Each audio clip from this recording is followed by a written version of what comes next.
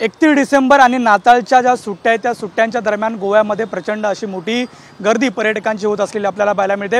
गोव्यात महत्त्वाचा सण असा नाताळ आणि या नाताळच्याच निमित्तानं संपूर्ण जी चर्च होती त्या चर्च परिसरात मोठी गर्दी झालेली आपल्याला पाहायला मिळते आणि चर्चचा जो आजूबाजूचा परिसर आहे तो सुद्धा विद्युत रोषणाईने फुललेला आपल्याला संपूर्ण ठिकाणी पाहायला मिळते। मात्र गोव्याचा हा ओल्डेस्ट गोव्याचा समोरचा आपण हे दृश्य बघतोय, मोठी अशी विद्युत रोषणाई करण्यात आलेली आहे। सांता क्लॉजची जी ट्री आहे ती या ठिकाणी लावण्यात आलेली, मोठमोठी जी विद्युत रोषणाई ती या ठिकाणी करण्यात आलेली आपल्याला पाहायला मिळते।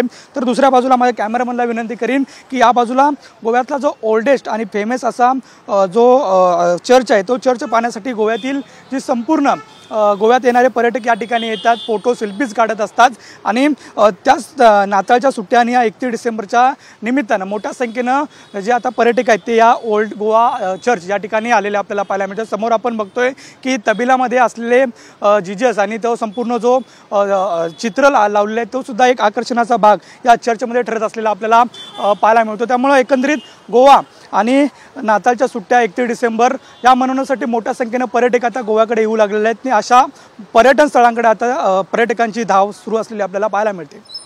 पुढे जाऊन अजय सोबत नंदकिशोर गावडे, TV9 मराठी, गोवा।